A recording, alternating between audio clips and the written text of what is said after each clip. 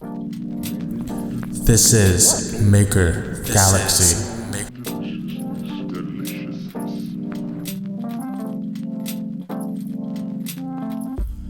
We're always talking about the future of design, the future of technology, the future of making. In a world where we can interact with empty space, a world where we can 3D print our own shower curtain rings and bionic ears, a world where we'll be sending people to space for vacation. How do we find the next big thing? Maker Galaxy is a show that explores the crossroads of design, technology, and the future of making.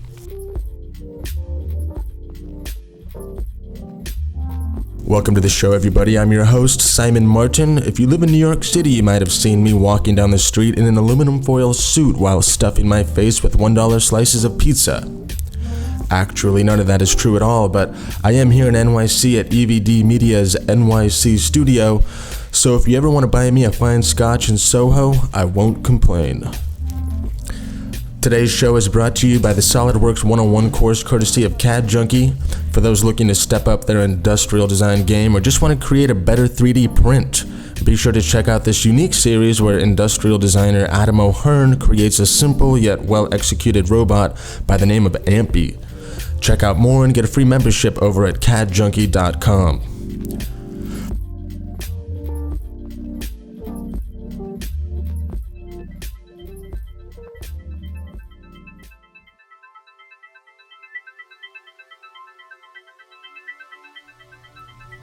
Our guest today on Maker Galaxy carries a professional title I don't hear too often, but hope to hear more of. That title is Technology Futurist. Dr. Jordan Brandt is the technology futurist that is with us on the show today. After earning an undergrad in architecture, Jordan went on to earn a master's in design methodology from Harvard, learned the ways of aerospace design at Boeing for a few years, started a company here in NYC, and is now working for Autodesk with that attractive job title, Technology Futurist. So, welcome, Jordan. First, what is a technology futurist? Well, I live in the future, but ironically, I spend most of my time in the past talking to people in the present, which brings me here today. Okay. At a big level, and honestly, I'm relatively new in this job, so we're figuring it out as we go. But I look at trends and their impact on how we design and make things. So I'm focused on the manufacturing space. So how do you sit down, design, and actually make this thing come to fruition? And I look at some of the big trends. Right now there's 3 big trends that I'm focusing on that I think are converging and making a lot of interesting things happening. And we try to influence and nudge this in order to create the world that we see as a better place. So what might those trends be? Right now, looking at crowd in terms of crowdsource design, crowdsource funding, 3D and 4D additive technologies, and also automation. And automation all the way from algorithmic design or generative design capabilities to advanced manufacturing automation, robotics in the classical mode of thinking. Interesting. And so when you say 4D, are you referring to some recent developments that we've seen from MIT where it's self-assembling 3D prints, or what Exactly, kind of, okay. Exactly. Thinking 3D, 4D printing and products that can adapt themselves over time. What kind of stuff can we expect from Autodesk that kind of moves in the direction of those studies? Right. Well, so what's interesting when you have the convergence of these, which are both social and technological trends, for example, with crowdsourced design, now you're simultaneously vetting the market because people are participating in some product concept, which immediately tells you that these people are probably interested in purchasing that product, and at defining the parameters around that product. I think it's still limited in what it can do to actually finalize. At some point, a professional needs to step in to detail that product and to set up the manufacturing parameters for that product. But it's great to vet the concept and to gain public involvement. And we can talk about the Hyperloop as a great example of that kind of thing. Definitely. Then with crowdsourced funding, you have the ability for individuals, entrepreneurs, and small businesses, and having an entrepreneurial background, I'm always an advocate for the little guy, enables them to compete at a global level because they can get the funding that they need in order to move forward. And also a marketing platform to become known as well. So, on the note of the Hyperloop, can you tell us a little bit more about your recent proposal for that? Yeah, so our PR team came in and said, do you have any thoughts about Elon's 50-page proposal that he put out for solicitation? And this is Autodesk's PR? Correct. Okay. So they said, do you have any thoughts on his proposal for the Hyperloop? And in investigating it, I realized that he had put a lot of effort into the design of the pod, how it moves through a low-pressure tube, the power requirements, the aerodynamics, the things that you would expect the founder of SpaceX and Tesla to do. But he hadn't put as much creative energy into the infrastructure side, which is by far the most expensive aspect of this. So I thought, there might be a better way for us to design and fabricate this Hyperloop. And that's kind of where I put the efforts into. So tell us about it. All right, so the basic idea is that we're going to build a machine, a mobile machine, that will braid this tube out of carbon fiber materials in situ. So basically braids the tube as it drives along down the road.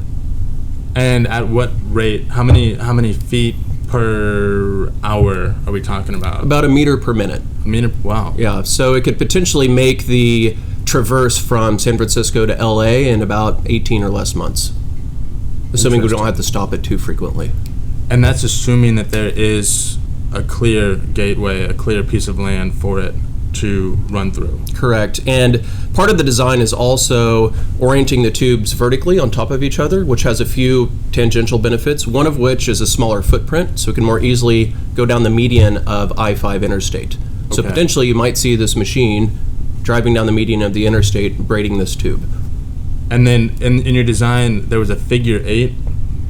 So how would you say that's different than a literal stacked concept? I mean, is there some sort of internal weave motion going at the axis of the two? Yes. So the figure 8 concept came about from the difficulties in achieving multi-tube structure with the braiding process. And there are some limitations in the braiding process. So the idea is to essentially weave a big oval hoop structure and then horizontally stitch it to create the figure 8 out of the carbon fabric. Okay. And by having this vertically oriented figure 8 out of carbon, which is a very high strength and stiff material, we can span further distances than was originally proposed in the Hyperloop concept. In fact, the biggest construction costs would be associated with the concrete columns that support this tube. The original projections were about $2.6 billion for this infrastructure, and we think we could reduce that cost by up to $1 billion by reducing the number of piers necessary, because this can span longer distances. Interesting. So, okay, now that we've got that taken care of, what can we back up a few years and talk more about who you are and how you got your start in design and engineering? It's a great question. I grew up in rural Kansas, not exactly the epicenter of culture and activity, but a lot of interesting values from there. And I was always inspired by the grain silos. Okay. It's quite a flat area, and some have proven that Kansas is flatter than a pancake, actually. There's scientific evidence supporting that's not true. A pancake, if you scale it up, is actually quite mountainous. But as a child and seeing these silos, which soared above the horizon, that's inspired me into architecture and building. And that was really the purest form of architecture that existed in the area. We didn't have Frank Gehry buildings, we didn't have Zaha Hadid, but we had these very utilitarian elements, which were beautiful. So I studied architecture as an undergraduate, but I never really had an interest in the profession of architecture. Okay. Actually, my first gig out of architecture school was at Boeing, and learning the computational tools and manufacturing processes that they use for aircraft. Okay. And from there, went and worked at a company called A. Zahner Company in Kansas City, which is a 100-year-old family-owned company that does very crazy skin structures, building envelopes for a lot of Frank Gehry projects, Herzog and de Meuron, a lot of high-end architecture. These are prefabricated curtain wall elements made in Kansas City and then shipped out on site. So there was something going on in Kansas. After all, there was something going on in Kansas, and there's actually quite a lot going on in their own pockets. But that was very much a focus on the engineering of this very interesting and upscale architecture. Interesting. And so how would you say that your time at Boeing may have shaped your approach to the Hyperloop project? That's a great question, actually. I think exposure to a lot of processes that you wouldn't otherwise have as an architect. The inspiration for the braiding comes from these biaxially braided tubes that are quite frequently used in aerospace and even automotive. Okay. Not used so much in architecture. And I've worked a lot with these carbon composites, and then the thought said, could we scale this up? And fundamentally, there's no physical reason why we couldn't scale it up. It's just the demand hasn't necessarily been there before. Gotcha. So I think it's greatly influenced by straddling a couple of industries. Instead of purely being an architect or purely being an engineer, there's a lot of influence to be gained from both sides. And traditionally, it's more flowed from manufacturing and aerospace into architecture, but we're starting to see some feedback coming in now of the value that architectural education can provide to other industries. Definitely. So what exactly was the role of Fusion 360 in the development of your Hyperloop proposal, and how would a program like SolidWorks, for example, have changed your approach to designing a proposal? Well, collaboration was a key element. So the initial sketch was hand-drawn, and then I translated that to Fusion into a conceptual solid model, and then invited others within the company to edit and improve and comment on that design. So instead of sending files out to everyone, invite everyone into your project space so we can collaborate in real time. Okay, so it was, in a way, a closed open source project. Exactly, open source within the company, crowdsource within the company. And what's amazing at Autodesk, and I think why we were uniquely positioned to have a proposal for an alternative design to the tube, was the breadth of expertise behind all of these products that you see in Fusion and InfraWorks 360, which we use, in 3D Studio. There's all these brilliant people who are domain experts. Yeah. And they love to have the opportunity to weigh in on this design. You know, we have a composites team now from an acquisition of Firehole Composites recently, and they love the idea of weighing in and helping out on some calculations to see how far can these tubes span. Totally.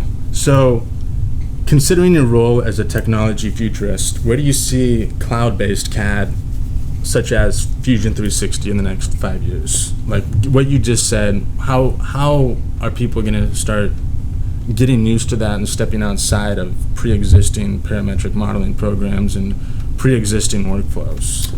Well, leveraging the inherent collaborative capabilities of the technology, I think, is paramount to the future of design as a whole. Like I said, when you look at crowdsourced design, it's great for soliciting the product definition and the parameters surrounding it, and from there, expert designers can continue to refine it to make sure that it's manufacturable, can be customizable to everyone's needs, and enabling that collaboration is a difficult process. You know, it could be the Wild West where everyone writes over each other's edits, or a overly controlled tyrannical environment where one person says you work and the other person says you work. Right. And what we're working towards is a more organic collaborative process. Okay. Where you can have people come in, perform their role, cater to their expertise, and it enhances the definition and evolution of the product. Okay. Interesting. So, on that note, this past weekend we saw Maker Faire here in New York, with a record number of 70,000 in attendance, up from 50,000 last year. As a technology futurist, where is this going, and what aspects of manufacturing will be the most disrupted? And to follow up on what you just said, how might this maker crowd learn to adopt something like Fusion 360 as being part of the design process in that regard? You know, one thing specifically to Maker Faire, where I think the disruption will happen, is with this new generation. And this may not be a technologist perspective, but I had volunteered at our booth last year. This was before I was in the current role. And I said, hey, I'd love to go to Maker Faire and help out. And if you've, having been there, you know that really it's a lot of nerds who can finally come out of the closet and be heroes for a day. And it's amazing because they bring their kids along. Right. And there's a lot of kids there, and it's amazing to see. So we're at our booth, And we had a lot of our consumer applications there for people to interact with. And we had a lot of iPads set up with 123D Sculpt, which is a virtual clay type of tool. Right. And it was amazing to me to see the kids who would come up, a 6-year-old, who just comes up and starts flying away on creating a new model. Right. No apprehension whatsoever. The adults, however, especially the technologists, like I said, who've been exposed to CAD tools over the years, were very apprehensive, as if they're going to break something. Right. And this generation does not have that apprehension. They dive in and they're not afraid to fail. And if they do, they know that they can start over again. Exactly. So why do you think that is? Do you think it's just kind of that whole start teaching them while they're young kind of brain development thing, or where do you think that's coming from? and we've been trained as engineers, as architects, as designers in a certain way. And if you think of a technology like additive and how we truly leverage the capabilities of 3D printing, right now we're kind of stuck in this copy-paste mode. The first adoption of a technology is to do what you did before with that technology.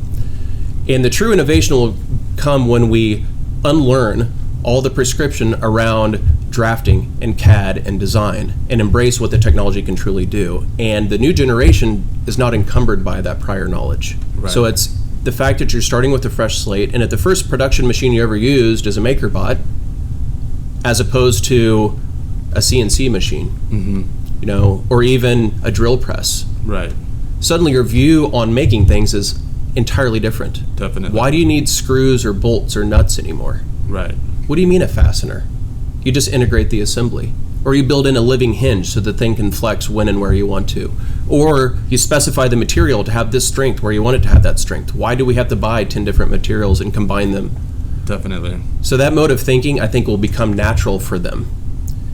So that kind of ties into your research into 4D printing as well. I mean, where do you see that being applicable in the near future, other than just experiments from MIT's Media Lab?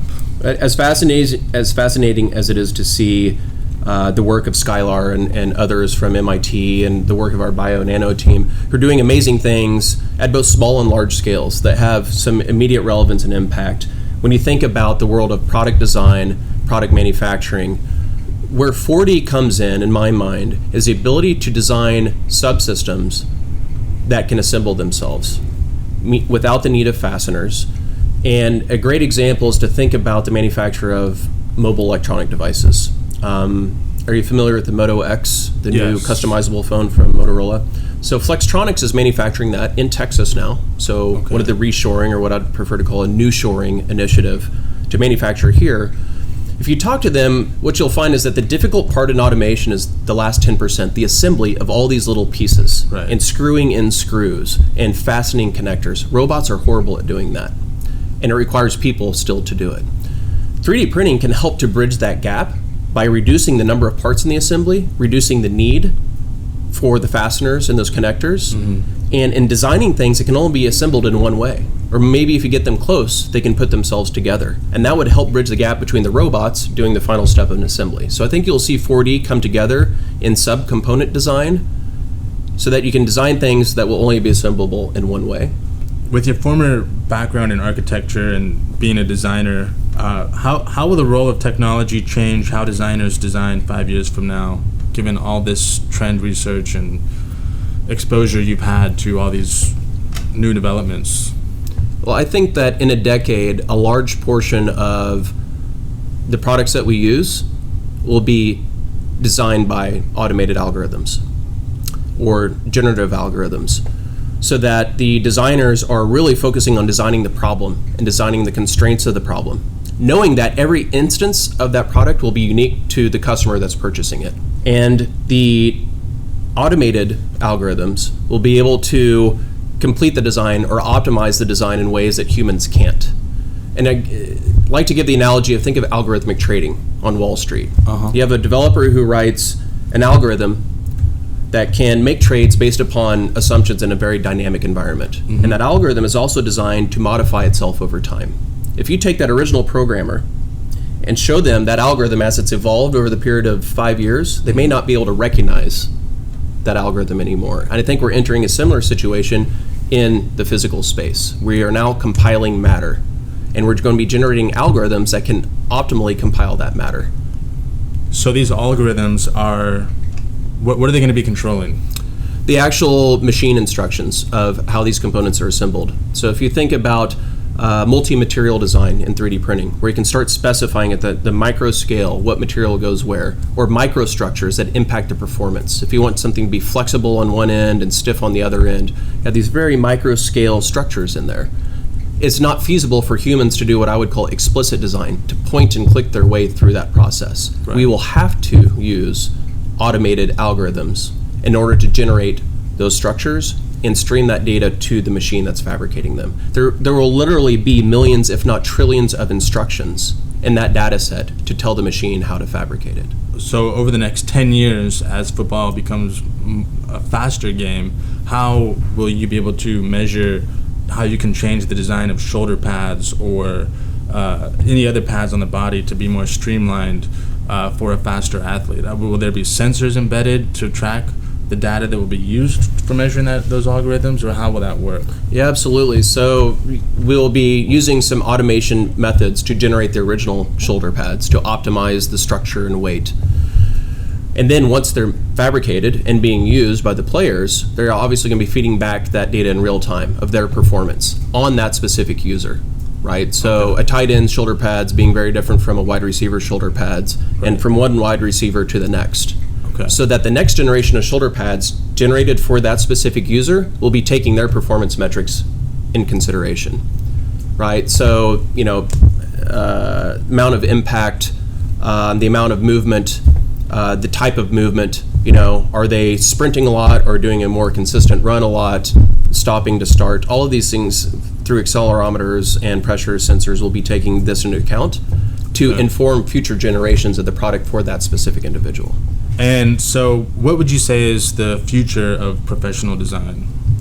So as we discussed, I went through architecture school being trained how to be a professional architect and never chose to follow that career path. And I see now a lot of my friends who are architects who are unemployed, and there's high underemployment in the profession, and the truth is those jobs are not coming back. There's 25% fewer architecture jobs than there were before the recession, and it's unlikely that will rebound. So what do? And the unfortunate circumstance is that designers in general seem to be less creative with their career path than they are with their work. If they applied equal thought to the paths that they take as they do that the designs that they're creating, I think they would be in a better place. I believe that in this world that's emerging, specifically around the capabilities in additive manufacturing, generative design, algorithmic design, from what I've seen, designers are perfectly poised to take a leadership role there. If you go to a traditional mechanical engineering school and look at the designs, they demonstrate the fact that they have been trained in classical modes of manufacturing, of machining and drilling, draft angles, fillets, all the things that don't need to be present in additive manufacturing. Right. If you go to an architecture school or a design school, you'll see scripts generating designs. Yep. They'll design code which can design product or can modify itself over time. And that will become a critical skill necessary in broader mechanical and product design. So what I would like to see is these schools enabling their students to seek broader career paths instead of trying to focus them into a classical profession which may or may not exist anymore. What if there's somebody you say who wants to just switch right now at 40 years old? How would they go about doing that, or how do you see them being able to do that in the next 5 years? Well, like you said, the availability of skill sets online is virtually infinite at this point. The fact that Mayor Bloomberg decided he was going to learn computer code through Code Academy actually inspired me to learn Python through Code Academy, and which is obviously a valuable skill to have. When I hear about training and retraining the workforce, I hate the word training. That's what you do with dogs. Yeah. People learn, and people learn how to learn. All the skills that you need are available to you for any particular job. And if you need a new skill to do a particular project, then you go out and learn that skill. But that fundamental project-based understanding of how to solve problems is never going to go away. And that should be the driver, I think, for education. And then making the resources available online to fill in any skill gap that you have can be present. So, Jordan, where will we see you in 10 years? I'll be another 20 years in the future. Well, Jordan, it was very nice talking to you today. Thank you, sir. Thanks for being on the show. Cheers.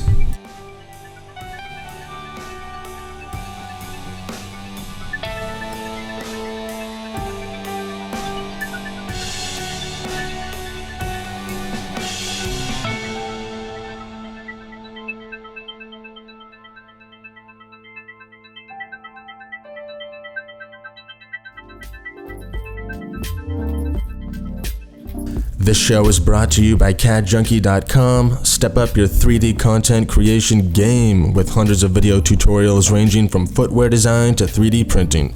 Get a free membership now over at CADjunkie.com. Thanks for listening in today, and if you'd like to find out more on Jordan, keep an eye out for him at the upcoming Autodesk University in Las Vegas the first week of December. On our next episode, we'll be talking to a couple of guys who are about to launch a new product that will put new meaning into the term smart home. I'm your host, Simon Martin. Stay tuned and check in with us next time on Maker Galaxy.